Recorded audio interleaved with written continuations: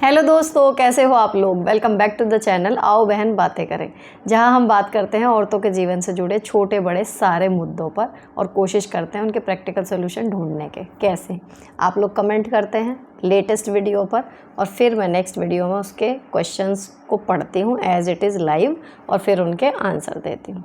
ठीक है, अच्छी बात यह है कि लोगों का फ़ायदा हो रहा है, उनकी लाइफ और थिंकिंग सॉर्टेड हो रही है। तो चलो, आज का एपिसोड होने वाला है एपिसोड 217 के जवाब, यानी एपिसोड 218। टोटल कमेंट्स है 79। फटाफट से देखते हैं कितने क्वेश्चन हैं, कितनी सक्सेस स्टोरीज हैं और कितनी मेरे लिए ब्लेसिंग्स हैं। तो चलो आज का एपिसोड स्टार्ट करते हैं। आओ बहन बातें करें। फर्स्ट क्वेश्चन है पेरेंटिंग के लिए। मैम नमस्ते, मैंने मैसेज किया था कि 2 बेटियां हैं, एक बातूनी है बट गुस्सा बहुत करती है, दूसरी झूठ बोलने लगी है। आपने दोनों की बॉन्डिंग करो बोला था, बॉन्डिंग तो उनमें है ही। मेरा क्वेश्चन था कि उसके गुस्से की और झूठ बोलने की आदत को कैसे हैंडल करूं। मैं अपनी बेटियों को बेसिक हैबिट्स और संस्कार सिखाना चाहती हूँ, बट फैमिली मेम्बर्स अलग सोच के मैं अकेली एफर्ट करती हूँ बट मेरे एफर्ट बेकार हो जाते हैं फैमिली की वजह से। जबकि जब उन्हें गुस्सा आता है तो यही बोलते हैं कि माँ को बोलेंगे, मुझे बोलेंगे कि समझा इनको, रोक इनको।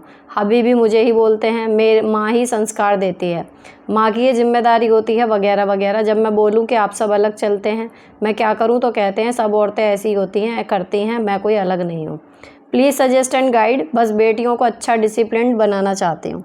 देखो, मैं जो अब सबसे मुझे इफ़ेक्टिव लगता है ना, बच्चों को अगर हमें अपनी कोई बात कन्वे करनी है, उनको उनसे रिलेटेड स्टोरी सुनाओ। अब ऐसा नहीं कि स्टोरी बुक पढ़ के, अपनी ही कहानी सुनाओ जो आपके बचपन में हुई है या फिर जो आपने कभी देखी हो, या आप ऐसे सुनाओ कि मैंने एक कहानी पढ़ी थी, उसको अपनी लैंग्वेज में। आप ना ऐसे चलते फिरते जब बच्चों से बातें करते हो उन्हें डेली किसी भी टाइम, मतलब मेरा भी ये नियम है, मैं जब बच्चों से बात करने बैठती हूँ ना कोई एक किस्सा या कहानी छोटी सी सुनाती हूँ, उन्हें कह के नहीं, लेकिन उसमें एक्चुअली एक मॉरल वैल्यू होती है और उनको वो चीज़ बच्चों के लेवल पर समझ आ जानी चाहिए। जैसे हमारे टाइम पे नैतिक शिक्षा की अलग से किताब होती थी ना, वो ज़रूरी थी, अब वो हट गई है। तो हमें वैसे ही रोचक कहानियाँ अपने संस्मरण इस तरीके से अगर सुना के आप झूठ बोलने की आदत, फॉर एग्ज़ाम्पल जो वो था भेड़िया आया, एक चरवाहे की कहानी है कि जब सच में आया किसी ने सुनी नहीं, आप उसको सुनाओ। वो इतनी पुरानी है लेकिन आज भी रिलेटेबल है ना। दूसरी चीज़, इसी से ही फिर रियल लाइफ को कनेक्ट कर दो कि जो आदमी झूठ बोलता है, जो इंसान झूठ बोलता है ना, तो कई बार उसको लगता है कि मैं तो फ़ायदे में रहा, लेकिन असल में कई बार ऐसी स्थिति आ जाती है कि उसको सच में ज़रूरत है लेकिन लोग उस पर विश्वास ही नहीं कर पा रहे क्योंकि वो झूठ बोलता है। तो इससे हमारी बात जो है वो हल्की होती है। साथ में ये भी प्रैक्टिकली जोड़ो जो मैं हमेशा कहती हूँ, देखो 100% सच बोलने वाला आज के टाइम पे नहीं मिलेगा। ऐसा कोई नहीं है जो पूरे दिन में, अपने पूरे जीवन में छोटा बड़ा कोई झूठ बोलता ही ना हो। बच्चों को बहकाने के लिए माएँ कितनी बार झूठ बोल देती हैं, तो वो चीज़ उनको बताओ कि प्रैक्टिकली कैसे एप्लीकेबल है, कि झूठ तब तक मत बोलो जब तक तुम्हारे पास दूसरा कोई रास्ता बचा ही ना हो। अगर उस झूठ से किसी का नुकसान नहीं हो रहा लेकिन वो छोटा सा है, या फिर उसे बोलने से तुम फ़िलहाल की परेशानी से बच सकते हो या कुछ और है, तो वो सारी कंडीशन देख के आप, हर कोई झूठ बोलता है कि मम्मा भी कभी कभी झूठ बोलती हैं, ऐसे कह के अगर आप समझाओगे ना तो बच्चे को ये समझेगा कि भाई ये खाली कहानी नहीं सुना रही है, एक्चुअली ये चीज़ लाइफ में एप्लीकेबल है। तो ये छोटे से छोटा बच्चा, 3-4 साल के बच्चा भी होता है ना, वो तक समझता है और ये वैलिड हैं आपके हमेशा तक, मतलब अब मैं आपको ही बता रही हूँ तो भी, है ना। तो इस तरीके से आप कहानियाँ सुना के ट्राई करो। और रही बात ये कि फैमिली मेम्बर, देखो कोई फैमिली परफेक्ट नहीं होती, और मान लो आपकी फैमिली परफेक्ट है भी, सब एक ही सोच के हैं, लेकिन आपने अपने बच्चा कर दिया जैसा आपको बनाना था, अच्छा बन गया, लेकिन जब वो बाहर जाएगा, आप दुनिया को उतनी बदल सकते हैं ना, उस हिसाब से समझ आनी होगी उसे, खाली आपकी बात आ जाएगी समझ, वो याद रखेगा मेरी माँ ने ये कहा था। हमारी लाइफ में भी आप अपना पीछे मुड़ के देखो, ऐसा तो नहीं है कि जितने लोग मिले सबसे आपने परिवार में अच्छी बातें सीखी, कोई गलत था ही नहीं, लेकिन आपको जिसकी जो बात अच्छी लगी आपने वो ले ली, अपना ली और सारी ज़िंदगी उसको फॉलो कर रहे हो, यही होता है ना। तो माँ अकेली काफ़ी है, अगर नहीं कर रही फैमिली सपोर्ट तो नहीं कर रही, उसको छोड़ो। आप क्या कर सकते हो, उसका आसान तरीका और प्रैक्टिकल तरीका है ये कि काम करेगा ही करेगा। तो आप छोटी छोटी कहानियों के ज़रिए, गुस्सा नहीं करना, किसी भी हैबिट को आपको डालना हो, हर एक में मॉरल स्टोरी मिल जाएगी। आपको याद ना आए आप इंटरनेट पे सर्च कर लेना। उन्हें छोटी छोटी बातचीत के माध्यम से ही कहानियाँ सुना के उनके बार बार जब एक ही चीज़ कानों में पड़ती है ना, तो मतलब ही नहीं कि वो बच्चे को याद ना रहे। नेक्स्ट, प्यारी दीदी मैं वही हूँ जिसके हाथ में दर्द है। हम 3 महीने पहले 150 गज के न्यू होम में शिफ्ट हुए हैं। पुराना मकान पैतृक है 75 गज का, उसमें हमारा सिर्फ ग्राउंड फ्लोर था, इसलिए क्लीनिंग में एनर्जी और टाइम ज़्यादा है। मैंने बोला बस झाड़ू पोछे के लिए मेड रख दें, तो सॉल्यूशन दिया ज़्यादा परेशानी हो रही है तो पुराने घर में शिफ्ट हो जाएं। बहुत ज़िद्दी हैं। मैं ग्रेजुएट हूँ, डबल इंग्लिश से जॉब करने को कहती हूँ तो कहते हैं घर भी खुद से संभालना, मुझे कोई मतलब नहीं, प्लीज़ कोई उपाय बताएं। देखो, ऐसे इंसान के साथ फिर ये होता है कि घर फिर जितना मैनेज हो जाए उतना फिर हमारी जिम्मेदारी है, तो हमारा ही डिसीजन होएगा। जितना आपसे आराम से हो जाए उतना कर लो। कहें कि भैया ये क्यों नहीं हुआ, वो क्यों नहीं हुआ, कह देना कि मैंने अपना बेस्ट ट्राई कर लिया, इससे ज़्यादा मुझसे नहीं हो पाया, क्या करूं। बस ये कह के पीछे हटना सीखो। और रही बात पढ़ाई की या कुछ और की कि घर भी खुद मैनेज करना, तो देखो ये लगभग हर एक के साथ आता है। या तो आपकी फैमिली पहले से ही हो कि भाई वर्किंग बहू आ रही है या हम काम करवाएंगे ही करवाएंगे, जॉब वाली चाहिए, तो वो थोड़ा सा या तो खुद एडजस्ट करके चलते हैं। नहीं तो 10 में से 8 परिवारों में यही है कि अच्छा तुझे जॉब की परमिशन चाहिए जा, लेकिन घर में कोई वो नहीं, वो ना एक्चुअली अपना फील्डिंग सेट कर रहे होते हैं पहले से कि भाई ठीक है ये जाएगी, कल को ये ना एहसान हो कि मैं बाहर जा रही हूँ थोड़ा तो काम करा दो, तो हम पहले से डिस्क्लेमर दे देते हैं। ये हो रहा होता है। तो आपको अगर जॉब पे जाना है पढ़ाई करके, तो ये तो आपको मेंटली प्रिपेयर्ड होना पड़ेगा कि डबल शिफ्ट तो आपको करनी ही पड़ेंगी। कोई हेल्प कर देता है बढ़िया, नहीं भी करता है ऐसे भी लोग कर रहे हैं, तो वो हमारी चॉइस है। अभी हमारी सोसाइटी में इतना डेवलपमेंट नहीं हुआ कि ये चीज़ पे बराबरी आ जाए, तो ये तो आप भी खुद मेंटली मेकअप होके ही करना कि भैया मैं कर लूँगी अकेले। स्टार्टिंग में करो, और जब बाद में चीज़ें स्मूथ होने लगती हैं, पैसे आने लगते हैं ना, धीरे धीरे आ जाती हैं सब चीज़ें ट्रैक पे। नेक्स्ट, मैम मेरे गॉल ब्लैडर में 17 mm का स्टोन है। आपके गॉल ब्लैडर का ऑपरेशन हुआ था, प्लीज़ अपनी जर्नी शेयर कर सकें ताकि मैं मोटिवेट हो सकूँ। मैं बहुत डरी हुई हूँ। अपनी जर्नी के आधार पे एक मॉरल साइंस की एक लाइन बोलूँ ना, बिल्कुल भी मत डरो। जो दर्द वहाँ पे तुम्हें लग रहा है ना कि होगा ये वो, कुछ नहीं होने का, क्योंकि वो बेहोश करके करेंगे पहली चीज़, ठीक है। लेकिन जो दर्द हम उससे पहले झेल रहे होते हैं ना कि ऑपरेशन नहीं कराना हम कर लेंगे, वो कहीं ज़्यादा पीड़ादायक है। तो जो स्टोन की वजह से हम दर्द झेल रहे हैं वो आप पहले ही जो कर रहे हो मतलब वो ज़्यादा है, तो जाओ और सर्जरी करा लो। रही बात इसकी DIY की कि होम रेमेडी ये वो कुछ काम नहीं करता, मैंने खूब ट्राई करके देख ली। तो इसका तो सबसे बेस्ट है जब आपको लगे मौका है करा लो, बस कोई ज़्यादा परेशानी नहीं होती। अनुभवी डॉक्टर मिलना मतलब ज़रूरी है, बस जो नौसिखिए हैं कि ऐसे नहीं, ऐसे किसी अनुभवी से सर्जरी कराना जो कई सालों से कर रहा हो, प्रैक्टिस कर चुका हो, और फिर उसकी बात सुनना, उसके बताए हुआ परहेज करना जो भी वो बताए। या मेरे को बताया ही नहीं परहेज करो ही मत, मैं सोच रही हूँ परहेज करूँ, उन्होंने कहा कोई ज़रूरत नहीं है, खाओ पियो मौज करो। तो 3 साल सच में मैंने खाओ पियो मौज करो ही करी है। तो करा लो सर्जरी, बिल्कुल भी मत डरो, बिल्कुल भी। एक इंजेक्शन लगेगा, बेहोश हो जाओगी, वहाँ क्या होगा तुम्हें कुछ पता नहीं चलेगा, बाहर आओगी। सर्जरी के बाद के वो 12-14 घंटे ये है कि भाई वो है लेटे रहना पड़ेगा, एनेस्थीसिया का असर कम होगा थोड़ा सा, जब इतने बड़े बड़े छेद होते हैं तो दर्द हल्का सा होएगा। लेकिन जो मैं तो कहती हूँ हम औरतें जो बच्चे पैदा कर सकता है ना, उसके लिए सर्जरी कुछ भी नहीं है, करा लो जाके, ज़्यादा टेंशन बिल्कुल मत लो। नेक्स्ट, मैम मैं वही हूँ जो उत्तराखंड से हूँ और आगे स्टडीज़ करना चाहती हूँ। मैंने मम्मी से बात की, उन्होंने मना कर दिया, बोल रही है यहीं पढ़ ले। मेरी मम्मी को परेशान होने की आदत है, खुद के सर पर दुनिया भर का काम रखती हैं, फिर बोलती हैं पैर दर्द कर रहे हैं। अगर मैं सारा काम कर भी दूँ तो भी दूसरों का काम करने लगती हैं, स्टिचिंग रिश्तेदारी में बिना पैसे की। काम ना करूँ तो बोलती हैं मदद नहीं करवाती। शांति से रह ही ना सकती मम्मी। कभी मैं मेरी खुशी दिखाऊं, जैसे मैंने कुछ बनाया हो, दिन अच्छा गया हो तो लड़ाई करने लगती हैं। यही सब मेरे माइंड में घूमता रहता है, जिस वजह से इस लूप में फंसी हूँ। मम्मी के लिए दुख भी होता है, सारा घर बाहर का काम मैं संभाल लेती हूँ, पर कब तक, कभी ना कभी तो शादी हो ही जानी है और मेरी लाइफ के लिए मैं कुछ नहीं कर पा रही। इस लड़ाई झगड़े की वजह से अप डाउन नहीं कर सकती। सिटी 100 किलोमीटर दूर है। अगर कोचिंग वगैरह ज्वाइन कर भी लूँ तो एक बुरी बेटी का टैग लग जाएगा, जो अभी भी है। मैं सपने में भी हाउसवाइफ बनने का नहीं सोच सकती, मेरी पर्सनैलिटी बहुत स्ट्रॉन्ग है। तो बस आप जो आपकी एक्चुअल वो है ना कि आपको हाउसवाइफ नहीं बनना, आपको काम करना है, तो ये एक आपका बीच में हर्डल है, ठीक है। आपकी मम्मी का मुंह परमानेंट बना हुआ है, जो मुझे समझ में आया। कुछ भी कर लोगी वो खुश नहीं रहेंगी, तो वो करो जिससे आप खुश रहो। एटलीस्ट 2 में से 1 आदमी तो प्रसन्न रहेगा। नेक्स्ट, हमारे सर्कल के सभी लोग पैसे और काम निकालने के लिए मेरे हस्बैंड के साथ दिखावे के लिए रिश्ता बनाए रखे हैं। जब हबी को मैं ये समझाती हूँ तो उनकी नज़र में गलत हो जाती है और हमारी रिलेशनशिप ख़राब हो गई है। ऐसा है, ऐसे को ना थोड़ा सा बच्चों की तरह कहानी सुना के करो कि आज को कुछ तुम्हें ज़रूरत पड़े ना, कभी कहना अपने किसी उस दोस्त से ही मांग लो, ये चाहिए, भले तुम्हें नहीं चाहिए हो, ज़रूरत क्रिएट कर लो। वहाँ से होगी नहीं वो चीज़ मदद, अपने आप 2-4 बार ऐसे करके दिखा दो तो उन्हें कहीं तो दिखेगा कि भाई मैं ही लगा पड़ा हूँ, मेरे टाइम पे तो कोई खड़ा नहीं हो रहा। ऐसे करके उन्हें एग्जाम्पल दे के दिखाओ कि कोई नहीं है, अगर कहने से नहीं सुन रहे तो। नेक्स्ट, हेलो दीदी, मुझे नहीं पता आप मेरे मैसेज का जवाब क्यों नहीं दे रहे। कई बार आपको मैसेज किया, कई वीडियो पर, ना आपका मेरे मैसेज पर रिप्लाई ना आया, ना आपने किसी भी वीडियो में रिस्पॉन्स दिया।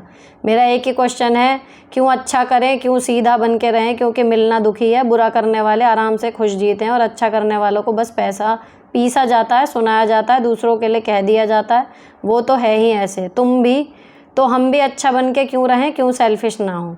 अब आपने ना वीडियो नहीं देखी, मुझे क्वेश्चन पक्का याद है, एक नहीं और शायद 2 बार मैंने इसका जवाब दिया है, एक बार तो शायद थंबनेल में भी दिया था। तो आप क्वेश्चन पूछ के भूल जा रही हो, आप उसका जवाब देख ही नहीं रही हो, या फिर वीडियो भगा भगा के देख रहे होंगे। वो छोटा क्वेश्चन आंसर होगा, कुछ होगा बीच में निकल गया, आपको पता ही नहीं चला।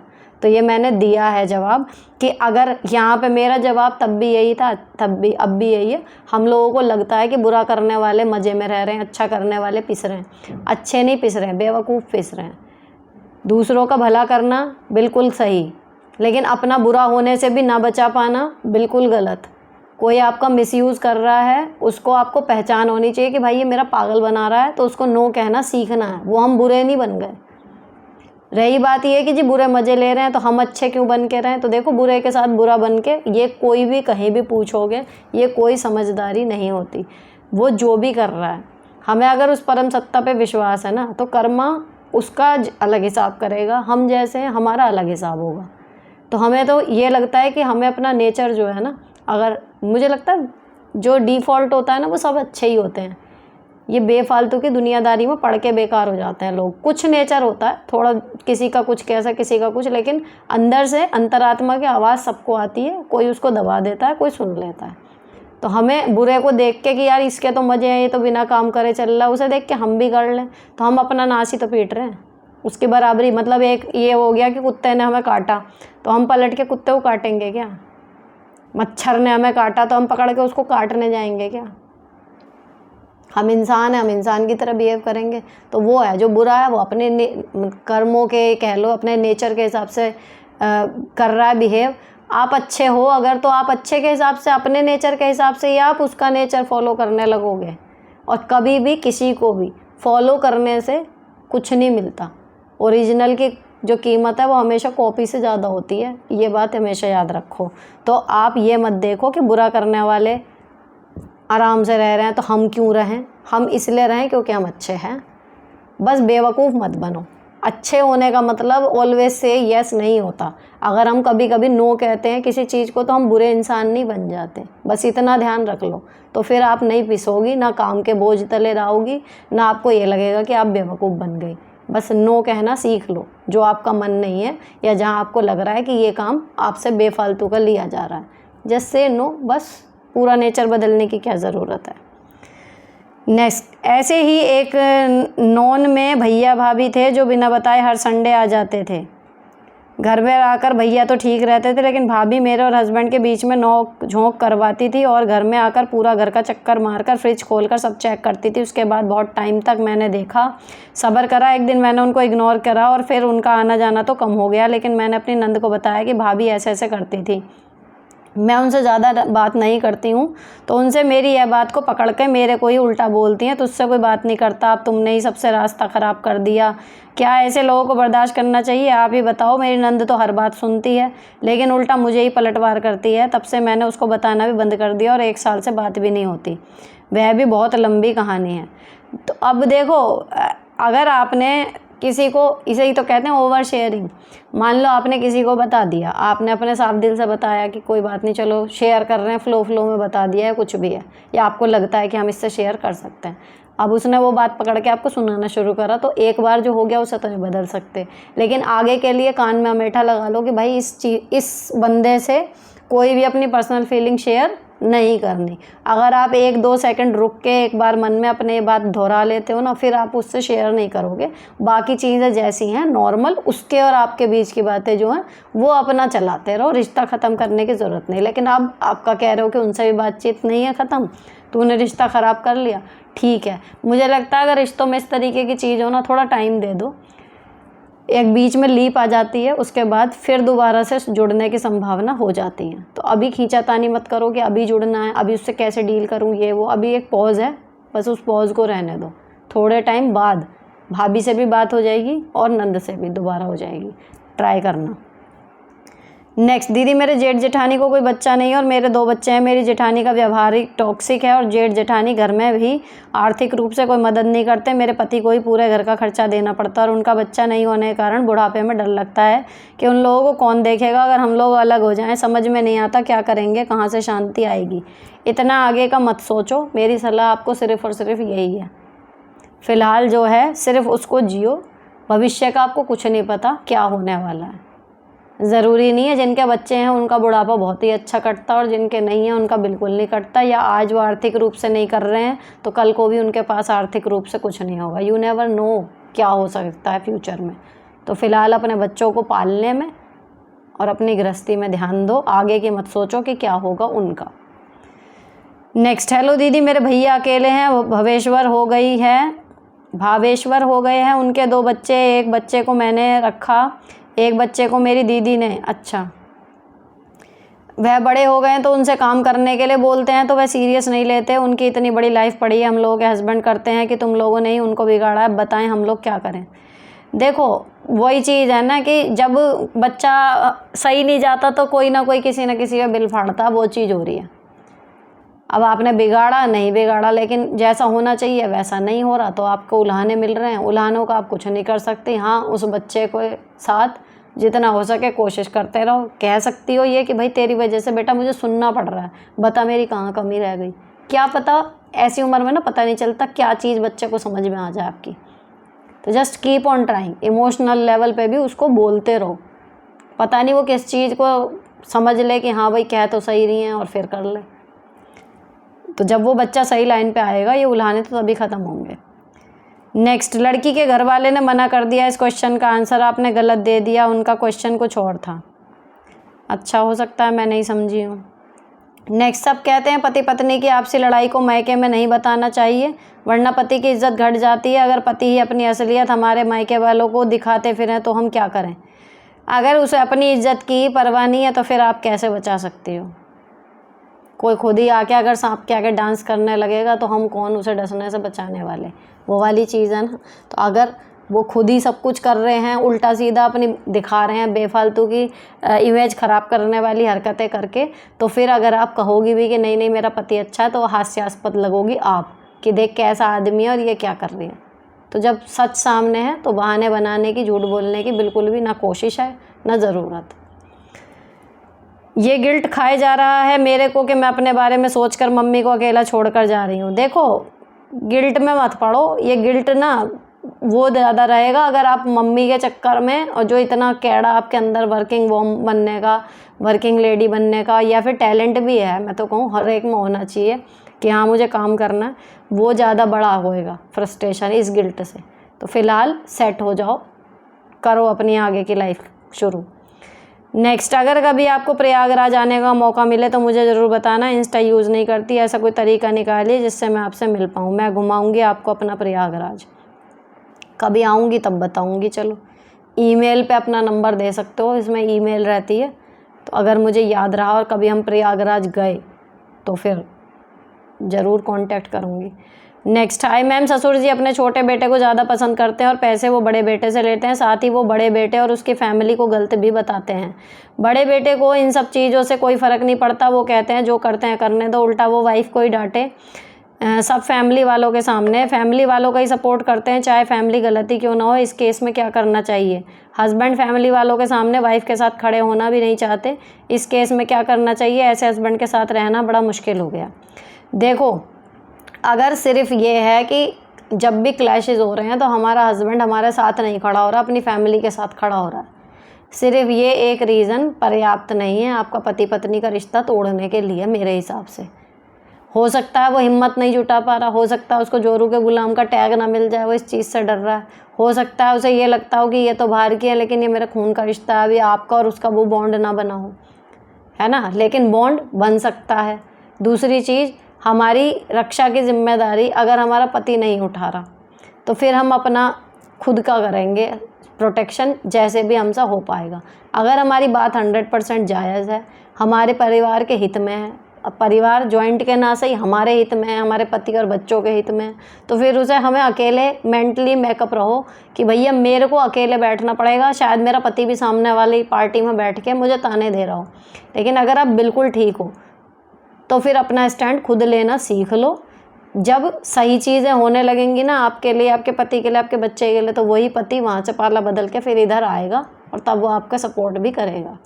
तो कुछ को मिल जाता है हस्बैंड का सपोर्ट, कुछ को नहीं मिलता है स्टार्टिंग में, तो वो खुद को, अगर हमें लग रहा है हमें अपनी लाइफ चेंज करनी है तो हम रहेंगे वहीं और करेंगे। तैयार रहो दिमाग से कि हो सकता है मेरा पति भी मेरे अगेंस्ट ही बोले, लेकिन इतना ना ये कि इसके साथ रहना मुश्किल, ये वाली चीज़ में भी मत जाओ। नेक्स्ट, अगर सास और ननद ने कुछ मिसअंडरस्टैंडिंग की वजह से बिल्कुल बात करना बंद कर दें तो क्या करें, जबकि मैंने आपकी वीडियो देखकर टेक्निकली राइट वाला आइडिया भी यूज़ किया फिर भी। देखो, अगर बहुत ज़्यादा अच्छा रिश्ता है, नॉर्मल भी है और बिना किसी मतलब आपकी गलती के एक गलत फहमी हुई है, मिसअंडरस्टैंडिंग, और उसकी वजह से अगर वो बात नहीं कर रही, तो पहली चीज़ है कि आप एक बार क्लियर करने की कोशिश करो उनसे बात करके, ठीक है। दूसरी चीज़, अगर आप टेक्निकली बिल्कुल राइट थी, कहीं पर उंगली रखने की जगह आपने नहीं छोड़ी, फिर भी उन्होंने बोलना बंद कर दिया, इसका मतलब उनका अंदर खाने धूमतना हो चुका, वो इसलिए नहीं बोल रही क्योंकि उनको पता है कि आपने कहीं मौका नहीं छोड़ा उनके लिए चलने का चाल। फिर भी बीइंग अगेन टेक्निकली राइट, अगर ये शो कर रही हैं कि मत आपको पता ही नहीं और वो ज़्यादा मतलब बोल क्यों नहीं रही, आपको कोई आइडिया नहीं है और आपको जानना है, तो एक बार अगर आप खुद जाके बात कर लेती हैं माइल्डली कि क्या हुआ है, कुछ हुआ है क्या मुझसे, ये वो इस तरीके से अगर बात कर लेते हो तो फिर आप टेक्निकली राइट हो गए। देखो क्या जवाब आता है, नहीं तो असली बात मैंने आपको बता दी। नेक्स्ट, दी शराब छुड़वाने के बारे में कुछ पता हो तो बताना, मैं बहुत परेशान हूँ, मेरा लती है, बहुत सारी हबीत है, मेरा एक बेटा है, मैं क्या करूँ, दिल तो करता है मैं अलग रहूँ अपने बेटे के साथ, प्लीज़ एडवाइस ज़रूर दें। देखो, कई बार शराब छुड़वाने के इसमें भी कमेंट में भी कोई आता है, नहीं तो मुझे इसका एक्सपीरियंस नहीं है, लेकिन शराब की लत छुड़वाएं करके कई जगह फ़ोन नंबर वगैरह लिखे रहते हैं, नशा मुक्ति केंद्र होते हैं, अगर उनमें आप पहले जाके ये पता करें कि भाई ऐसे ऐसे वो नहीं आएंगे, क्या कोई दवाई है या कुछ और है, कोशिश करो बाहर निकलो, तब पता चलेगा। और इमोशनली आप कितने कनेक्ट हो पाते हो अपने पति से, कितना वो आपसे इतने जुड़ के आपके कहने से मना कर सकते हैं, कम कर सकते हैं, तो वो सबसे बेस्ट तरीका है, नेचुरल। लेकिन ऑब्वियसली अगर यहाँ क्वेश्चन पूछ रहे हो तो वो चीज़ें नहीं हो पा रही, तो आप ऐसी कोई दवाई वगैरह जाके ऑथेंटिक जगह से लेना, ऐसा ना हो कि कुछ भी एल वेल दे दें और उल्टा उनकी सेहत ख़राब हो जाए। तो सबसे पहले ये पता करो आपके शहर में नशा मुक्ति केंद्र कहाँ कहाँ हैं, फिर गूगल मैप से वहाँ पे जाके पहुँचो, फिर उन्हें अपनी बात बताओ, फिर उनसे पूछो, चैट जीपीटी पे टाइप करके पूछ लो कि अगर किसी की शराब की लत छुड़ानी हो तो आप खाने में उनको क्या क्या दे सकते हो। बहुत सारे, अब तो इंटरनेट पे इतना कुछ है, और मैं कहूँ चैट जीपीटी तो भाई साहब किसी वरदान से कम नहीं है, कुछ भी पूछो इतने बढ़िया जवाब आते हैं, तो थोड़ा सा ना रिसर्च करो। नेक्स्ट, मैम लाइस कंट्रोल के लिए कुछ बताएं, प्रैक्टिकल बहुत इरिटेट हो रहा है, 8 साल का किड है, losing confidence, health downfall, almost 1 year हो गया, सब कुछ ट्राई कर चुकी, मेडिकेटेड शैम्पू, लाइस कॉम, इचिंग इतनी 1 वीक ख़त्म हो जाती हैं, फिर 2-4 दिन में same grow, so fast, please trim वाला सजेशन नहीं देना। ट्रिम वाला सजेशन नहीं दूंगी लाइस कंट्रोल के लिए, आपने मतलब ये वाला, ये मेडिकेटेड शैम्पू और ये ट्राई करा आपने, वो ट्राई करा, क्या बोलते हैं मेडिकर का ऑयल, अगर वो ट्राई कर लिया है, देखो उसके बाद की आगे की बताऊं इसको, लेकिन यूज़ करना सावधानी से। जो आपका वो होता है ना लक्ष्मण रेखा, कॉकरोच इसको भगाने के लिए आती है, ठीक है, उसको ज़रा सा लेके, जैसे वो लगाते हैं ना तेल, ऐसे मांग खोल के हल्की हल्की सी, बहुत हल्की हल्की सी ना लाइन ऐसे ऐसे हल्के हल्के से ऐसे ऐसे करके खींच दो उससे पूरे सिर में, ठीक है। जब उससे चींटी इतने बड़े तक कॉकरोच यूँ ही एकदम मर जाते हैं। तो सोचो वो लाइस क्या चीज़ है। और आपने करा और 15 मिनट बस उसको छोड़ो, इससे ज़्यादा नहीं, और उसके बाद हेड वॉश कर दो। बल्कि 15 से भी मैं तो कहूँ 10 मिनट छोड़ो, क्योंकि आपको वहाँ सिर में तो उसके पास आने की तो वेट करनी ही नहीं, सिंपल ऐसे है, बस वो लगा दिया एंड उसके बाद आप शैम्पू कर दो। उसको स्कैल्प पे ज़्यादा देर छोड़ना नहीं, क्योंकि वही है तो वो केमिकली ना इतना ज़बरदस्त। तो एक बार मतलब मैं बता दूं आपको कि किसी बेवकूफ़ ने, मैंने भी कहीं पढ़ा था या सुना था कि उसमें लगा के और फिर उसके ऊपर से पन्नी लगा दी अपने बच्चे के सिर में रात भर के लिए कि ना कहीं जूं भाग के ना निकल जाए ये वो। मतलब सोचो कोई इतना बॉडम भी हो सकता है। और उस बच्चे की तबीयत हो गई थी ख़राब, तो वो मत करो। लेकिन ये ऐसे नहीं है कि हवाई है, मैंने ट्राई करा है। जब मेरे बच्चे छोटे थे एक बार हुआ था, और वो इतनी ज़्यादा ग्रोथ हो गई थी, किसी मतलब लड़की से चढ़ गए थे इसके सिर में, आराध्या के हुआ था, और इसके बाल थे घने, और वो इतने चढ़ गए थे ना कि मेरे से मतलब मैं मुसीबत में हुई कि क्या करूं, अब कैसे हटाऊं। और जब निकाल रही हूँ, कुछ कर रही हूँ, बच्चा परेशान हो रहा, मुझे कुछ समझ में नहीं आया। जब मेडिकल के बाद भी नहीं हटे ना, मैंने सीधे वो लेके और उसकी लाइनें से खींच दी, हेड वॉश कर दिया। एक बार में अगर नहीं होता आपको लग रहा है तो 2 बार में हो जाएगा। ये सिर में ना कुछ लोगों की, बच्चों की टेंडेंसी भी होती है, उनके भी ज़्यादा होती है, कुछ के नहीं होती। और रही बात हेड वॉश, डेली करवाओ, उसका डेली ही करवाओ, अपने आप थोड़ा थोड़ा कम होएगा। नेक्स्ट, दीदी आज तो आप परी की तरह लग रही हैं। हाँ, मुझे वो ड्रेस बहुत अच्छी लगी। नेक्स्ट, दीदी आप हर चीज़ के लिए अलार्म कैसे सेट करते हो, लिव लाइफ ईजी पर दिखाना। ठीक है। हेलो दी, आपकी तरह खुद को सुंदर और अट्रैक्टिव कैसे बनाएं जिससे सब लोग प्यार और रिस्पेक्ट करें। शादी के 7 साल तक इनफर्टिलिटी, एंजाइटी, डिप्रेशन फेस करते, 32 की उम्र में 52 की लग रही हूँ। 2 साल का बेबी है, लेकिन मुझे खुद से इरिटेशन हो रही है, मैं अपना फेस शीशे में नहीं देख पाती। हस्बैंड भी अब मेरे में कोई इंटरेस्ट नहीं लेते, हाउस वाइफ हूँ, मुझ में कोई हुनर भी नहीं है जिससे कुछ कमाई कर सकूँ। प्लीज़ बताएँ क्या करूँ। मैं आपको रोल मॉडल मानती हूँ, आपकी तरह अपना घर और हैप्पी लाइफ चाहती हूँ। सब कुछ चाहने के बाद ना, सबसे पहले जहाँ से शुरू करना है, अब उस पड़ाव पे आ जाओ। सबसे पहले आप अपने ऊपर काम करो, और सबसे पहले अपने हेल्थ और लुक्स को ही इम्प्रूव करो। अब लुक्स में भी ना एकदम ऐसे करके जादू की छड़ी फिर जाएगी, मैं सिर से लेके पैर तक बदल जाऊँ, ये उम्मीद मत रखना। उसमें आपके हाथ कुछ नहीं लगेगा, फिर परेशान होकर सब करोगे एक साथ और सब एक साथ छोड़ दोगे। सबसे पहले अपनी स्किन पे काम करना शुरू करो। देखो, बाल भी अगर थोड़े बहुत बेकार भी हैं ना, लेकिन आपकी स्किन अच्छी है, काफ़ी हद तक लुक मैनेज हो जाता है। ठीक, अपनी स्किन की प्रॉब्लम देखो क्या है सबसे पहले, उसमें भी अगर 4-5 प्रॉब्लम है ना, कोई एक प्रॉब्लम पकड़ो, उसको क्योर करो। मेडिकेटेड लेना है, क्योर स्किन वाला, जैसे इस तरीके का ये करना है, ये करो। घर के DIY करने हैं, वो करो। और ध्यान से देखो क्या चीज़ लगाने से सूट हो रही है। जो आसान से आसान हो ना, वो फॉलो करना, ताकि उसके लिए मोटिवेशन की ज़रूरत ना हो, वो सिस्टम में आ जाए। एक एक करके करो, सब हो जाएगा। तो पहले आप अपना थोड़ा सा लुक जब सही कर लोगे ना, खुश रहने लगोगे, फिर देखो कि आपका इंटरेस्ट किस चीज़ में, तब स्किल भी सीख लेना। तो स्टेप बाय स्टेप करो। सारी चीज़ें जब उलझ जाती हैं ना, तो हमको लगता है कि ज़िंदगी यहीं ख़त्म है, पर ऐसा नहीं है। आप मेरी बात यहाँ नोट कर लो, इस वीडियो को सेव करके रख लेना, और जब वापस लाइफ चेंज होगी ना, दोबारा आना इस पर, और फिर मतलब बताना मुझे। इस पे तो मैं नहीं कमेंट पढ़ पाऊँगी, लिव लाइफ ईजी पे दोबारा आना, या जो भी इस चैनल का लेटेस्ट वीडियो हो ना, उस पे कमेंट करना उस दिन कि हाँ मैंने ये प्रॉब्लम ख़त्म कर ली, अब अगली ये वाली पे मैं काम करना शुरू कर रही हूँ। हो जाएगा ठीक, एक एक करके पकड़ो। लेकिन नेक्स्ट, दीदी 5 बच्चे हैं, कोई काम नहीं है, हाउस वाइफ हूँ।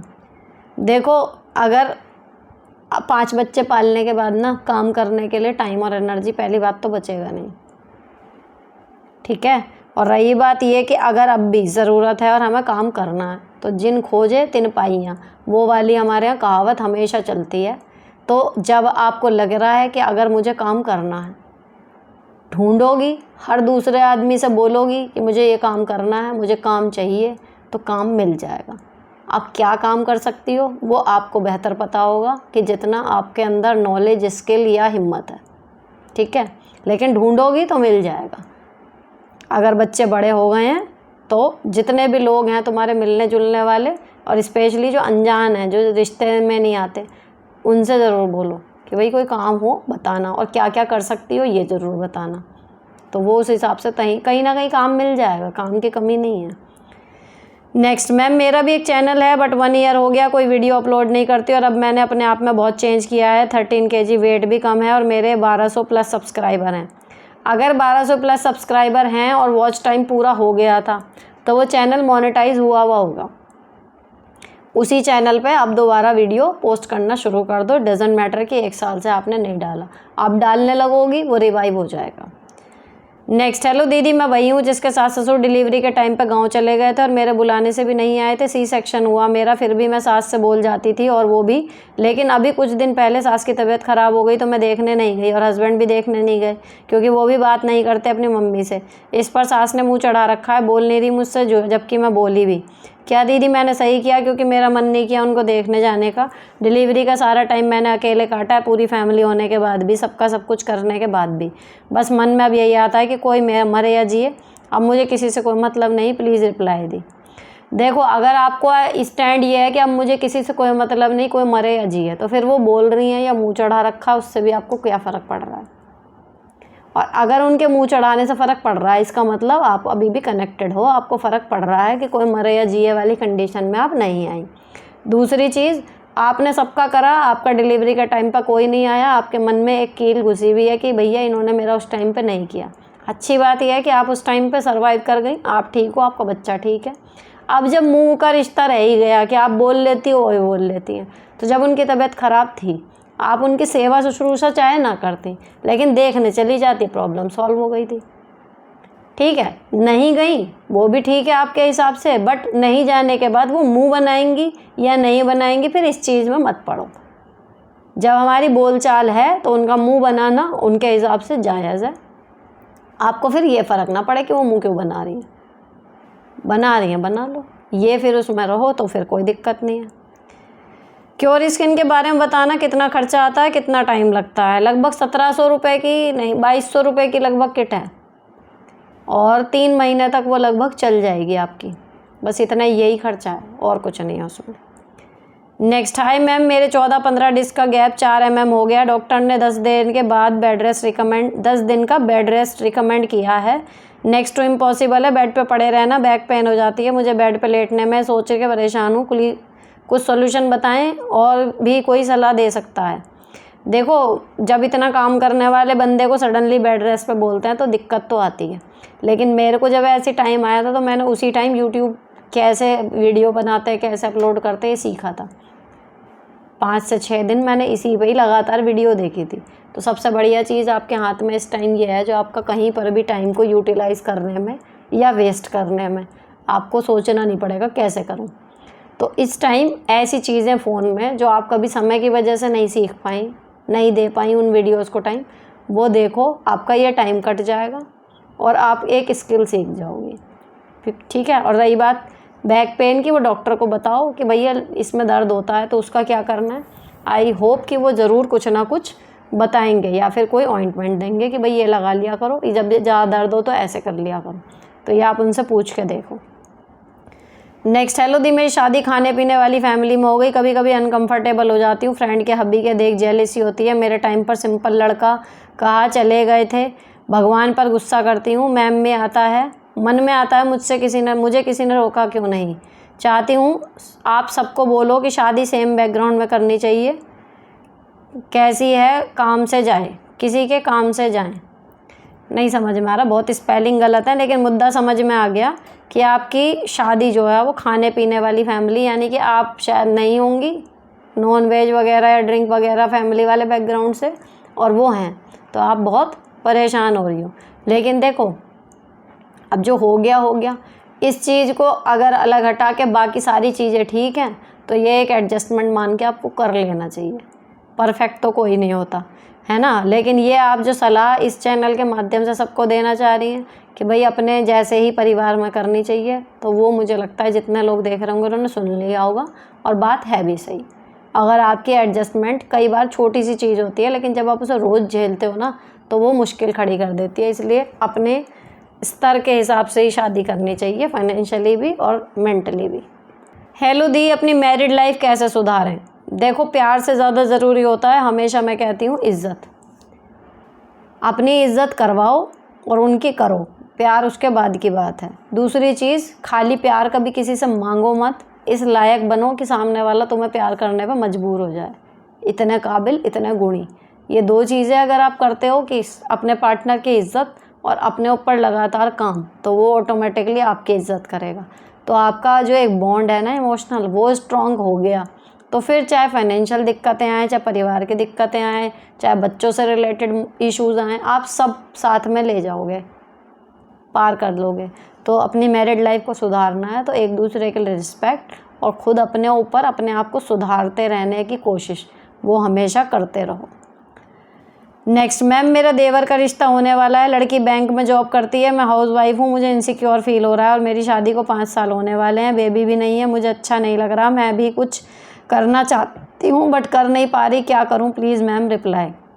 देखो, इनसिक्योरिटी इस टाइम पे जैसे आपकी कंडीशन है आना स्वाभाविक है, लेकिन मैं आपको यही कहूँगी कि ज़रूरी नहीं है जो आप सोच रहे हो ऐसा ही हो, ठीक है। अब भाई वो सेटल है, वो जॉब पे है और भगवान ने चाहा तो बच्चे भी उसके आराम से हो ही जाएंगे। हर एक के साथ तो होती नहीं है प्रॉब्लम, लेकिन अगर आपके साथ ये सारी प्रॉब्लम है, इसका मतलब भगवान आपको किसी दूसरे ट्रैक पर डालना चाह रहे हैं। आपकी लाइफ नॉर्मल नहीं है, इसका मतलब आपके लिए अलग रास्ता चुना है। इसका सिंपल सा रास्ता, मतलब जो एक पॉजिटिव लेसन है ना, वो यही है इस चीज़ का कि अगर हमारी लाइफ में सब कुछ नॉर्मल नहीं है तो इसका मतलब हमारी लाइफ ही नॉर्मल होने के लिए बनी ही नहीं है। हम एक्स्ट्रा ऑर्डिनरी कुछ अलग करने के लिए ही बने हैं। बस आपको अपनी स्किल पहचाननी है, ठीक है। अगर आपके पास बच्चे नहीं हैं, आपके पास जॉब नहीं है, इसका मतलब आपके पास एक्स्ट्रा टाइम है जो आप यूटिलाइज़ कर सकती हो। बच्चे हो सकता है अभी नहीं है, हो जाएं, एक टाइम होता है, ठीक है। तो जस्ट पॉजिटिव रहो। और रही बात इनसिक्योरिटी की, होना स्वाभाविक है लेकिन उसको कंट्रोल भी आप कर सकती हो। तो ये मान के चलो कि ठीक है, वो मुझसे कई चीज़ों में अभी बेटर है, लेकिन ज़रूरी नहीं है कि उसकी और आपकी बॉन्डिंग बने नहीं। हो सकता है उसकी और आपकी बॉन्डिंग बन जाए और वो आपको आगे चलने के कोई और रास्ते दिखा दे, है ना। तो थोड़ा सा अभी शांत रहो, बहुत ज़्यादा निगेटिव मत सोचो, जस्ट वेट एंड वॉच। और अपने ऊपर आप क्या काम कर सकते हो, इस खाली टाइम को अपने लिए कैसे बेस्ट यूटिलाइज़ कर सकती हो वो करो। नेक्स्ट, दी मेरी सास जानबूझकर घर गंदा कर देती है मेरा दिल दुखाने के लिए, मैं क्या करूं प्लीज़ कब रिप्लाई दोगे। देखो, मैंने इसका भी जवाब दिया है, आप लोग सुन ही नहीं रहे, इसका मतलब जवाब मैं फालतू ही मेहनत कर रही हूँ। उस वीडियो को पूरा सुन तो लिया करो जिसमें जवाब आने होते हैं। मैंने इसमें भी कहा था कि जब हमारे बच्चे होते हैं या हमारे हस्बैंड होते हैं, कईयों की आदत होती है कि वो घर ऐसी गंदा करके चले जाते हैं, हम इधर साफ़ करते जा रहे हैं, वो उधर फैलाते जा रहे हैं, हम बड़बड़ा लेते हैं बच्चों के ऊपर, चिल्ला भी लेते हैं। पति को हम चिल्ला भी नहीं सकते, थोड़ा बहुत कह दिया, वो वाली चीज़ है। सेम तराजू में आप अपनी सास को भी रख सकती हो ना, कि भाई मुझे परेशान करने के लिए कर रही हैं, ठीक है, आपका काम है साफ़ करने का, उनका काम है फैलाने का। कोई आए तो ये लोड मत लो कि भैया कोई यूँ कहेगा कि अगर वो कहें कि बहू तो करती ही नहीं, जब ले लो आड़े हाथ। लेकिन परिवार है तो हो सकता है घर रहे साफ़, हो सकता है नहीं रहे, मैनेज करना हमारा काम है, लेकिन घर गंदा होता रहता है। अब कोई ऐसा है कि पर्पजली कर रहा है तो कर ले भाई, जब उसमें नहीं है समझ क्या कहोगे उसे। Next, you are looking so sweet, ठीक है। अलार्म कैसे लगाते हैं मुझे बताना, बताऊंगी लिव लाइफ इजी में। नेक्स्ट, हेलो दी, मैं गवर्नमेंट एग्ज़ाम की प्रिपरेशन कर रही हूँ, ऑनलाइन कोचिंग, घर से 30 किलोमीटर दूर सिटी में सेंटर पर जाती हूँ, 1 आवर जाने में 1 आवर आने में। वहाँ 8:30 से शुरू 4 बजे तक क्लास होती है, घर पर आकर रिवीजन नहीं कर पाती, फिर बैक वाला भूल जाती हूँ। अंदर द्वंद्व सा है कि मैं जा भी रही हूँ, कुछ आता भी नहीं, बल्कि सारी क्लास घर पर आप भर भी हैं, वहाँ भी ऑनलाइन ही है। सेंटर पर सारी क्लास रेगुलर ले पाती हूँ, घर पर नहीं पढ़ा जाता। सेंटर पर दूसरे लड़कियों से भी पूछ लेती हूँ। एज 38 है, मुझे पढ़ाई महासंग्राम सा लगती है, घर पर पढ़ने का माहौल नहीं है और मुझे हर हाल में गवर्नमेंट जॉब चाहिए, बहुत सा बढ़ रहा है। सेंटर पर भी ऑनलाइन ही है, स्क्रीन पर पढ़ाते हैं, अंदर कोई खुशी नहीं है। 4-5 दिन जाती हूँ फिर ब्रेक ले लेती हूँ, जिससे सिलेबस बीच में रह जाता है। प्लीज़ मुझे बताइएगा गवर्नमेंट जॉब का सही रास्ता, बुक से पढ़ के पढ़ाई समझ नहीं आती, इधर घर भी नहीं संभाला जा रहा। आप या तो आप जितना ज़्यादा वहाँ पे वही है ना, इतना सारा टाइम जो लग रहा है, जो 1 घंटा जाने का 1 घंटा आने का है ना, वो अगर बस में जाते हो तो 1 घंटा जाने वाले टाइम पे आप रिवाइज़ कर सकते हो। एक तो टाइम स्लॉट वो है, मैं करती थी ऐसे जब मैं बस में जाती थी। दूसरा, आपकी विल पावर अगर स्ट्रॉन्ग हो जाए, उतने घंटे जब वहाँ पर भी ऑनलाइन ही पढ़ना है, अगर आप घर पे पढ़ लो, माहौल नहीं है, जो लोग वहाँ भेज रहे हैं इतने लंबे टाइम के लिए, उस घर में माहौल कैसे नहीं है पढ़ाई का, सोच के देखो। तो आप घर पे कर लो, थोड़ा सा अपने ऊपर स्ट्रिक्ट रहो, डिसिप्लिन में आ जाओ, तो आपके 2 घंटे तो सीधे सीधे वो आने जाने वाले बच जाएंगे, डिस्टर्बेंस कम होएगा, है ना। तो जो घर का माहौल कह रही हो ये बन जाएगा जब जो परिवार इतने घंटों के लिए बाहर भेज सकता है, वो घर में भी आधे, अगर वहाँ पे आप 6-7 घंटे पढ़ रही हो, 8 घंटे पढ़ रही हो, तो घर में 6 घंटे तो पढ़ ही लोगी, लेकिन थकोगी कम, देर रात तक भी जग के रिवीजन कर पाओगी। तो बेस्ट ऑप्शन है कि आप घर पे क्लासेस लेना शुरू कर दो। आपकी विल पावर ही है, आप वहाँ पे भी रेगुलर हो रहे हो, यहाँ पे भी होगे। तो मेन जो कमी है वो आपके चाहने में है कि भाई मुझे करना है। तो जो ये बात कह रहे हो ना गवर्नमेंट जॉब चाहिए ही चाहिए, वो सिर्फ कहने से नहीं होएगी, उसके लिए जो प्रयास करने हैं वो कि मुझे करनी ही करनी है क्लास। और दूसरी बात कि ये नया पढ़ा पुराना भूल गए। देखो 100% पूरा कोर्स करो, कच्चा करो, उसके बजाय 80% 70% करो, लेकिन अच्छे से करो, तो सिलेक्शन होने के चांस ज़्यादा है।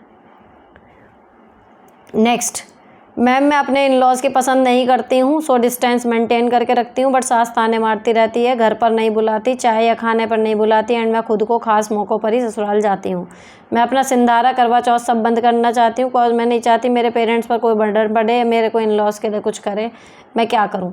ये चीज़ अगर आपके पेरेंट्स कहते हैं कि भाई ऐसा लग रहा हमें वजन, तो करो, फालतू की चीज़ें आगे मत बढ़ाओ रिश्ता ख़राब करने के लिए। जैसे चल रहा है चलने दो। हाय दीदी, मेरी 9 मंथ की बेबी है, मैं गवर्नमेंट टीचर हूँ, बिहार में, होम टाउन उत्तर प्रदेश में है, मेरे हस्बैंड मेरे साथ पटना में रहते हैं, मुझे स्टडी भी करनी है और बेबी को भी रखने वाला कोई नहीं है, क्या करूँ? देखो 9 महीने की बच्ची है तो उसके लिए कोई तो कोई चाहिए ही चाहिए। अब ये आप पति पत्नी को देखना पड़ेगा कि कौन रह सकता है, किसके परिवार से वहाँ कोई आके रह सकता है, या कोई बंदी, कोई मेड आपको रखनी होगी, उसके साथ भी आप अकेले नहीं छोड़ पाओगे, पड़ोसी, या आपको बैठ के सोचना पड़ेगा अपने चारों तरफ के सर्कल में कि क्या। दूसरा ऑप्शन होता है नहीं छोड़ सकते बच्चे को, वापस अपने जहाँ पे वर्क प्लेस पे जा रहे हो वहाँ ले जाओ। फिर सेकंड ऑप्शन वो है कि क्या वो पॉसिबल है, लेकिन जब तक बच्चा आपका 4-5 साल का नहीं हो जाता, ये एक परमानेंट प्रॉब्लम है, तो इसका आपको कोई परमानेंट सोल्यूशन ढूंढना ही पड़ेगा कि इन 3-4 ऑप्शन में से क्या हमारे लिए करना संभव है। हर तरीके से करते हैं लोग, अपने काम पे भी ले जाते हैं, मेड पे भी छोड़ते हैं, जॉइंट फैमिली में नहीं रहते, लेकिन किसी की माँ आ जाती है तो पति की या पत्नी की, हर तरीके से होते हैं, कोई पड़ोसी के पास छोड़ के जा रहा है। आप देखो आपके लिए क्या काम कर रहा है। नेक्स्ट, मैम अगर डिग्री के बाद जॉब ना मिले तो स्टिचिंग सीख सकते हैं और शुरू कर सकते हैं, बिल्कुल, कौन रोकने वाला है।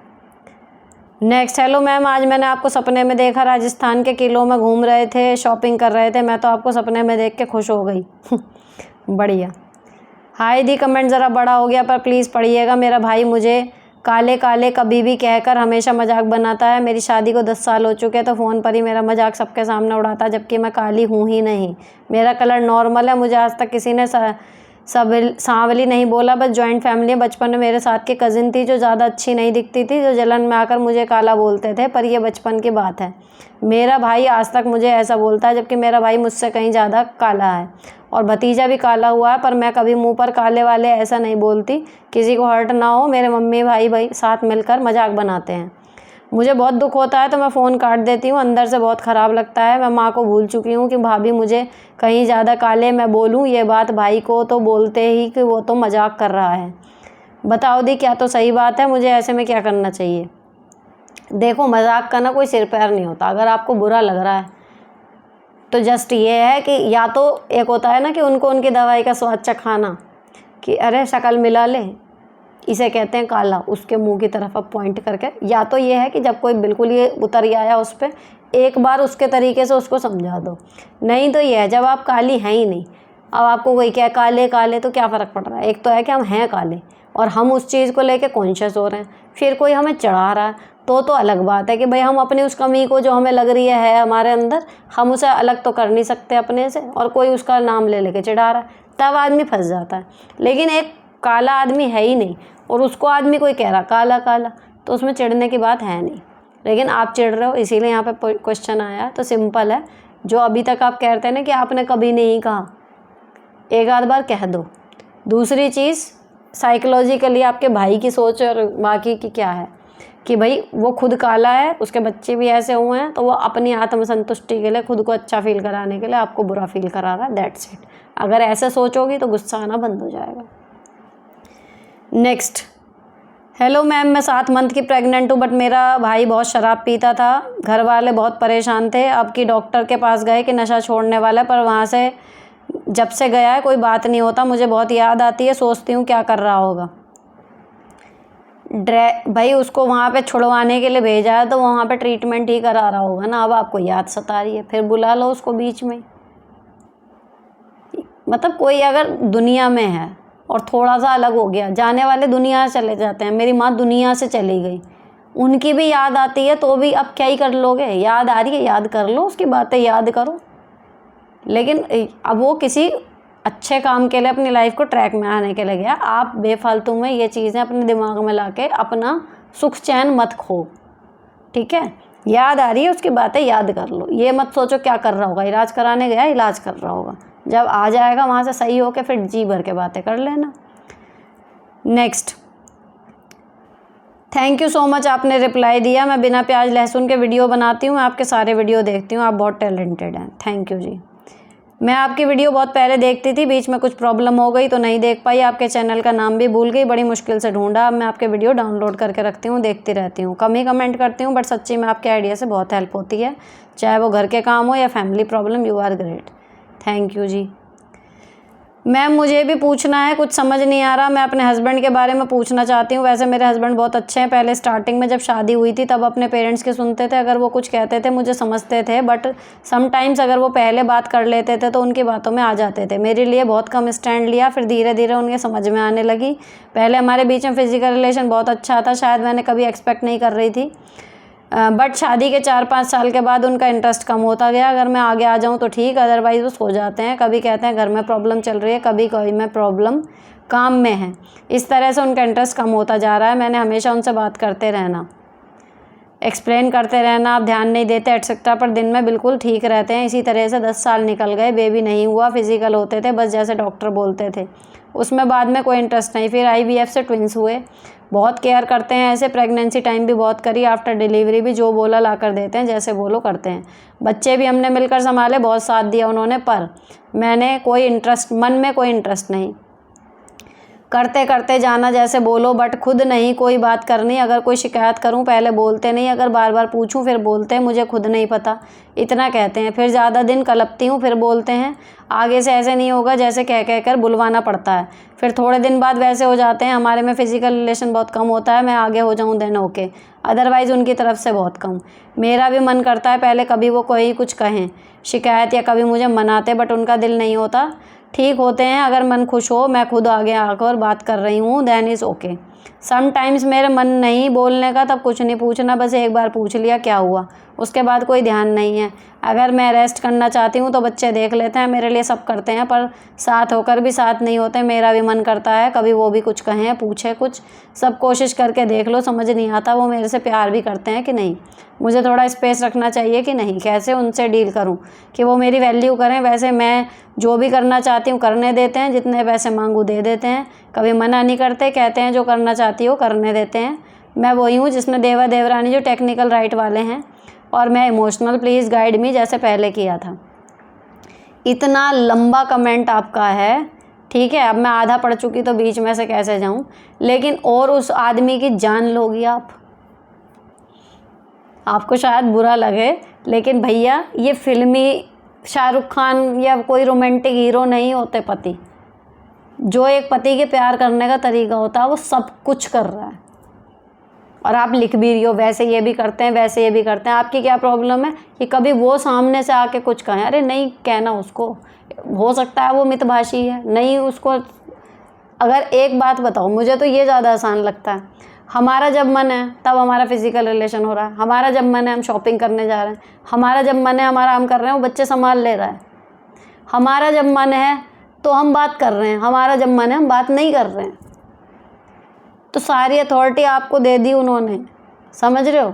स्वर्ग में जी रही हो आप। अब आपको यह है कि ये भी कुछ का है। अब सोच के देखो, जिस दिन उन्होंने कुछ कहना शुरू कर दिया, सपोज़ करो आपके सिर में दर्द हो रहा है किसी दिन, आपका मन नहीं है, आपका कुछ परेशानी है, आप किसी और चीज़ को लेकर उधेड़-बुन में हो, आपको आराम करना है, नहीं संभाल रहे बच्चे, या आप अपना किसी चीज़ की वजह से पिस्ड ऑफ हो, सामने वाला आ गया, भाई साहब मज़े करेंगे, ये वो हंसी खुशी की बातें शुरू हो गई, आप हो ही नहीं उसमें, उस फ्रीक्वेंसी पे, वो ज़्यादा मुश्किल हो जाएगी। समझो बात को, स्वर्ग में जी रही हो, उसे एंजॉय करो, इस पेंच में मत पड़ो कि भाई ये भी कभी कुछ का है। अच्छा है नहीं कहते, सब कुछ आपकी मर्ज़ी से हो रहा है, वो सबसे बेस्ट है। नेक्स्ट, दी मेरी फ्रेंड कोर्ट केस चला रहा है, मैं आपको बोला था, अभी उसका हस्बैंड बोलते हैं मुझे रखना नहीं है, पर वो कोर्ट की डेट पर भी नहीं आता, उसे मिलकर उनसे अलग बात कर लेना चाहिए, कोर्ट प्रोसेस बहुत स्लो हो रही है, उसकी उम्र निकली जा रही है। हाँ, फिर ऐसे ही करो। नेक्स्ट, नमस्ते दीदी, मेरी अभी 2 मंथ पहले डिलीवरी हुई है, मैंने बेटी को जन्म दिया है, मेरी शादी को 9 साल हो गए हैं, मेरे पास अब 3 बेटी हैं, हस्बैंड ही हर काम में सपोर्ट करते हैं और केयर भी करते हैं, घर का सारा खर्च वही उठाते हैं क्योंकि वही इकलौते बेटे हैं और उनकी 4 सिस भी हैं, 3 मैरिड है, 1 अनमैरिड है। मेरा क्वेश्चन ये है, क्वेश्चन नंबर 1, मेरे हस्बैंड कभी भी अपनी सैलरी के बारे में नहीं बताते और ना ही अपनी सेविंग्स के बारे में, अगर कभी पूछती हूँ तो हमारा झगड़ा हो जाता है, मुझे क्या करना चाहिए? इसका आंसर ये है कि आप अपनी सेविंग्स के लिए, तो झगड़ा हो रहा है होने दो, झगड़े के बाद भी अपना प्रश्न अटका के रखो कि आपकी सेविंग क्या है। अर्निंग नहीं बतानी, दैट्स फाइन, लेकिन मुझे वो बताओ कि हमारे अगर कल को कोई परेशानी होने लगे तो हमारे पास सेविंग्स हैं कितनी हैं, कहाँ हैं, लड़ाई हो रही है होने दो, लेकिन ये प्रश्न का उत्तर दे दो, लड़ाई तो फिर भी हो रही है। दूसरा, मैंने टीचिंग डिप्लोमा किया हुआ है, मैं DSSB टीचिंग एग्ज़ाम की प्रिपरेशन कर रही हूँ, न्यू बॉर्न बेबी के साथ कैसे टाइम मैनेज करूँ प्रिपरेशन के लिए, प्लीज़ गाइड कीजिए, because this is my last attempt for preparing. जब आपको जॉब करनी थी और आपकी एज भी उस हिसाब की हो रही है कि लास्ट अटैम्प्ट का साल है, तो आपको सबसे पहली बात प्रेगनेंसी प्लान ही नहीं करनी चाहिए थी। जब न्यू बॉर्न बेबी होता है, हमारे शरीर को भी वापस आने में टाइम लगता है और उस बच्चे को भी 24 घंटे हम चाहिए होते हैं, तो बहुत मुश्किल हो जाता है, लेकिन मुश्किल चीज़ें हैं, इम्पॉसिबल नहीं है। अब जब ये स्थिति आपने अपनी लाइफ में क्रिएट कर रखी है कि उधर जॉब का आखिरी साल है, इधर नया बच्चा है, दोनों चीज़ें मैनेज करनी पड़ेंगी, नींद सेक्रीफाइस होगी, अपने न्यूट्रिशन का पूरा ध्यान रखना, और जब 6 महीने हो जाएं डिलीवरी को, उसके बाद योगा एक्सरसाइज वगैरह अपनी स्टार्ट कर देना, ताकि बॉडी और माइंड रिदम में जल्दी आए।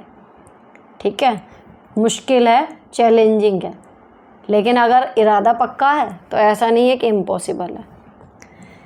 नेक्स्ट, नमस्ते दीदी, मेरी अभी 2 मंथ पहले नहीं, हाय दीदी, मेरे हस्बैंड की अच्छी जॉब है, हम अकेले रहते हैं, बट जब ससुराल से ससुर और सासू माँ आते हैं तो मेरे ससुर बोलते हैं कोई काम नहीं करती, बच्चों को चिल्लाती है, और मैं उनको ऊंची आवाज़ में बात नहीं कर सकती, अगर बोला तो झगड़ा तैयार, मैं क्या करूं? मेरी 3 बेटियां हैं, अभी 6 साल की है बड़ी बेटी ही।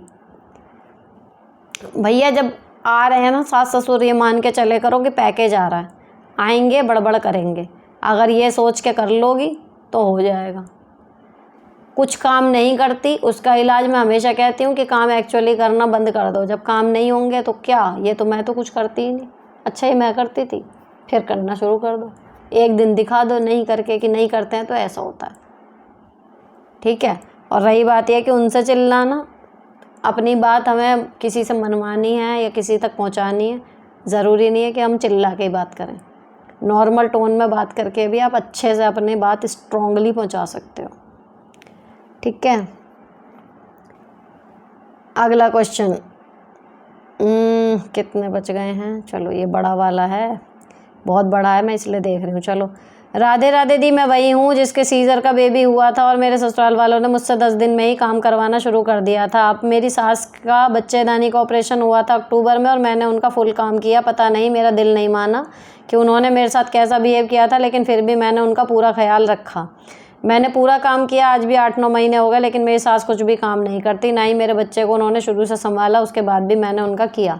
अब वो बोलती हैं कि बताना तूने मेरा क्या किया, मैंने तेरे भरोसे थोड़ी ऑपरेशन कराया था। दूसरी बात, मेरे हस्बैंड पहले बहुत अच्छे थे, हर बात में मेरा साथ दिया करते थे, लेकिन अब तो छोटी छोटी बात पर चिढ़ जाते हैं, बात बता तक नहीं करते, अगर कुछ कहो तो मुझे ही शांत रहने को कहते हैं। पहले वह मेरी बीवी को संभाल की मेरी हेल्प करवाया करते थे, बेबी होगा लेकिन अब तो नाम बीमार हूँ, उसके बाद भी उन्हें कोई फ़िक्र होगा। भैया कैसे लिख रहे हो, फैक्ट्री नहीं रहती, फ़िक्र होगा।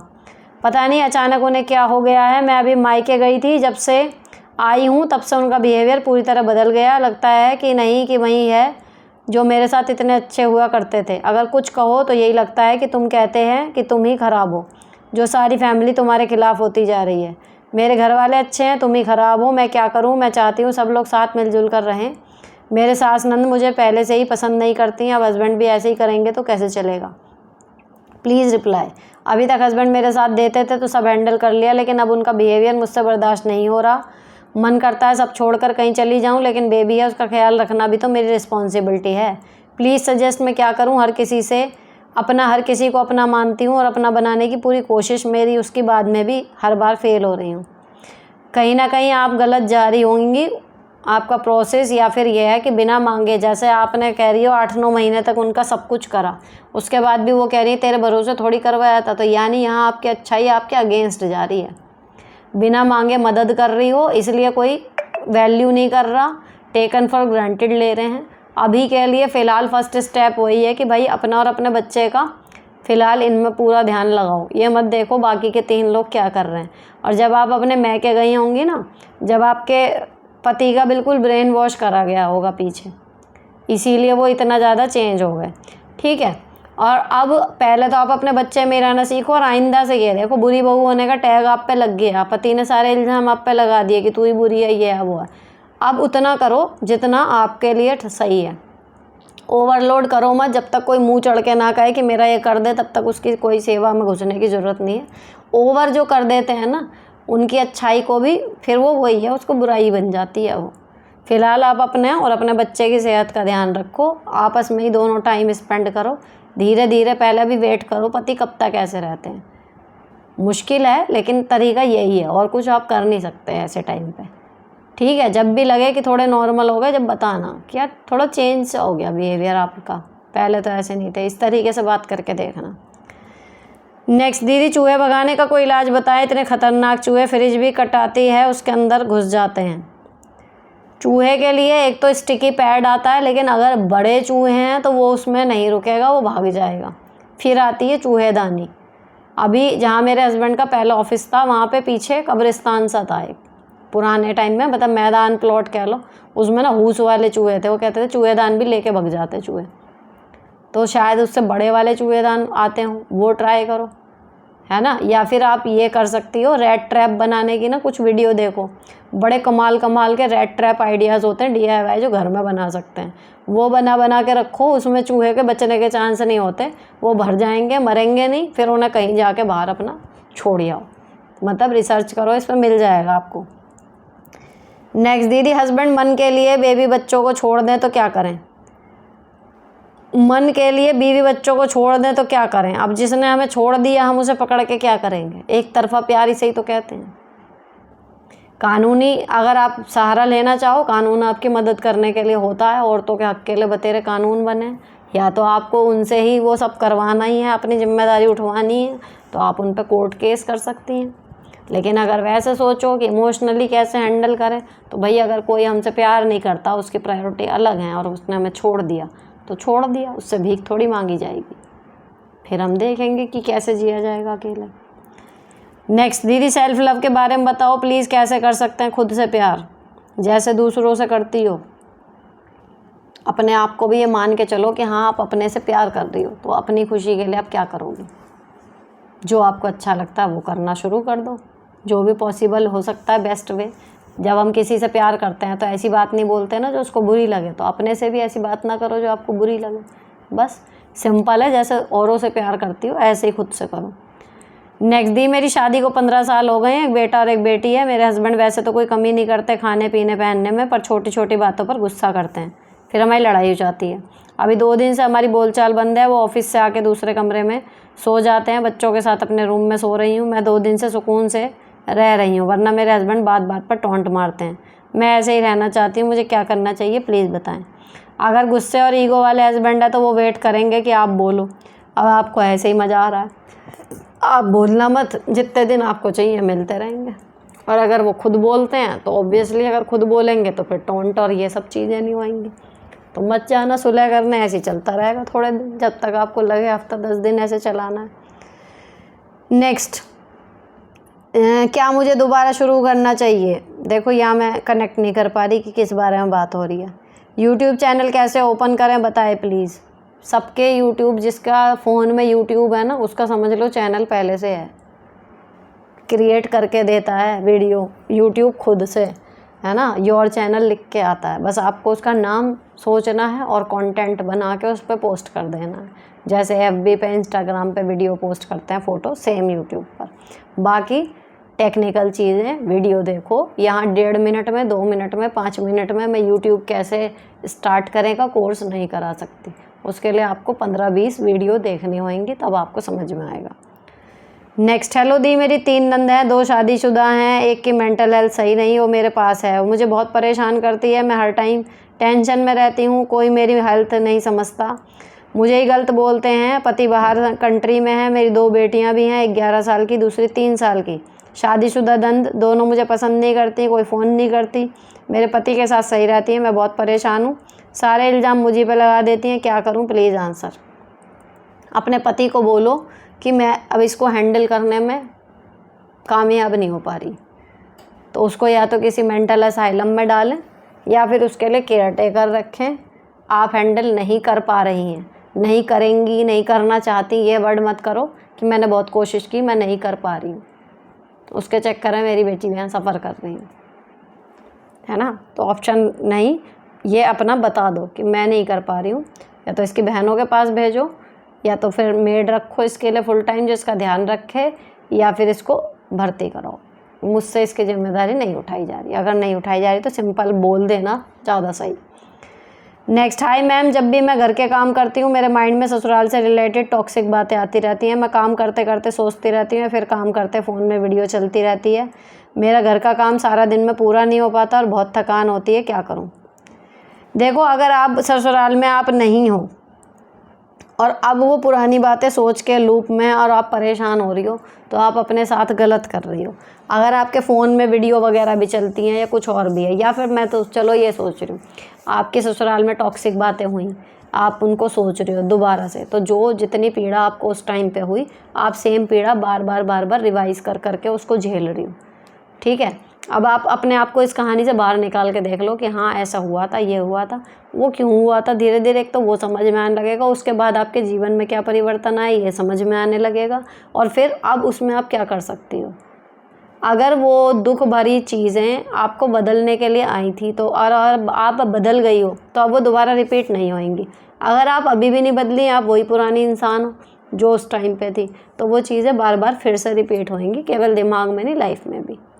कुछ भी बुरा होता है ना लाइफ में, और कुछ भी अच्छा होता है, वो होता आपको बदलने के लिए ही है। अगर आप बदल जाते हैं उसके साथ, तो समझ लो वो वहीं का वहीं चैप्टर ख़त्म, अब आगे ज़िंदगी चलेगी। नहीं सीखोगे, वो ज़िंदगी दोबारा आपको बताती रहेगी, बार बार ऐसे ही लोगों से मिलवाती रहेगी। तो उस चीज़ को बार बार लूप में सोचना छोड़ दो, तो ही आप इससे बाहर निकल पाओगे। वीडियो देख रहे हो, अच्छी वीडियो देखो जिससे आप सॉर्टेड रहो, और अति में मत देखो अच्छी वीडियो भी। सबसे पहले मोबाइल का ये जो डूम स्क्रॉलिंग होती है ये बंद कर दो, गाने सुन लो, भजन सुन लो, वो आपको फिर भी काम करेंगे। ज़ुम्बा वगैरह कर लो, वो बहुत अच्छा है अगर इस तरीके की एंजाइटी वाली चीज़ें आपके दिमाग में चलती हैं। ठीक है, तो यहाँ पर मैंने सारे क्वेश्चंस के आंसर दिए हैं, कोई नहीं छोड़ा है। आई होप आपको अच्छे लगे होंगे, किसी के मतलब के लगें आपके अलावा तो शेयर ज़रूर कर देना, भलाई का काम है। आपको कोई क्वेश्चन पूछना हो तो लेटेस्ट वीडियो पर कमेंट करना, और वीडियो लाइव होने के अगले दिन दोपहर तक कमेंट कर देना, ताकि मैं जब वीडियो शूट करूं तो उस टाइम आपका कोई कमेंट छूटे नहीं, ज़्यादा लेट मत होना। ठीक है, मिलते हैं अगले एपिसोड में। Till then bye bye, stay beautiful and sorted always.